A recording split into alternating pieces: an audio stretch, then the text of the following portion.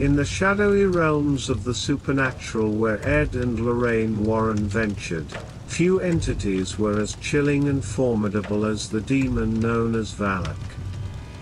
Valak, a name whispered with trepidation in the annals of demonology, was not just a mere spectral presence, it was a profound manifestation of evil that seemed to challenge the very essence of the Warrens' faith. The Warrens first encountered Valak in the 1970s, not long after their investigation of the Amityville house. It was during a series of lectures in England about their previous cases when Lorraine felt an oppressive presence watching her. This was the beginning of what would become one of their most harrowing spiritual battles. The entity introduced itself subtly at first, appearing in the peripheries of Lorraine's vision, a fleeting glimpse of a dark, hooded figure. However, as their travels and investigations continued, the presence became more pronounced and terrifying. Lorraine described seeing a figure dressed in the habit of a nun, its face a ghastly visage that seemed to mock the sanctity of her religious devotion. Determined to understand the nature of this haunting, Ed delved deep into historical and religious texts, uncovering the name Valak in the Lesser Key of Solomon, a grimoire of demons. Valak, known as the Grand President of Hell, traditionally depicted as a child with angel wings riding a two-headed dragon, bore little resemblance to the menacing nun. It was clear that this entity had taken a new form specifically to torment the Warrens, exploiting the imagery of their faith to create fear and discord.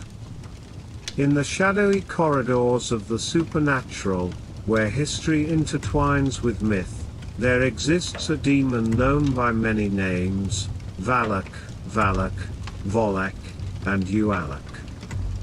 This entity, enshrined in ancient texts and demonological grimoires, has become a figure of terror, particularly in the fictional world of the Conjuring universe.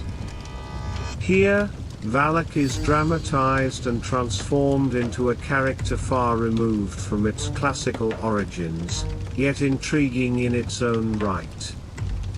Let us delve into the supposed backstory of Valak, drawing from both ancient lore and modern reinterpretations.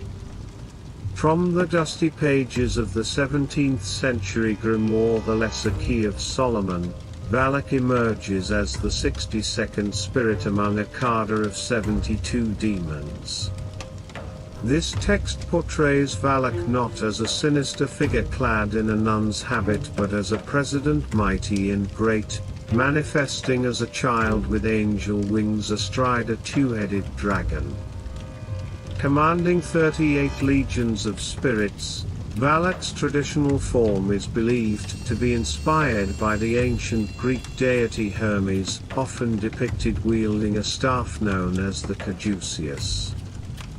Valak's infamy extends beyond mere appearances, having been blamed for historical tragedies such as the 1212 Children's Crusades and the haunting tale of the Pied Piper in 1284.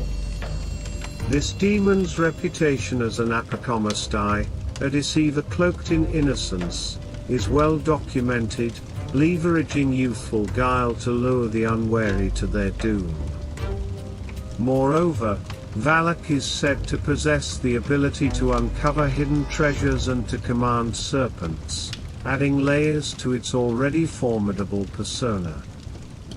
In stark contrast to historical accounts, the Conjuring films introduce Valak as a demonic nun, a creative liberty that diverges significantly from any traditional depiction.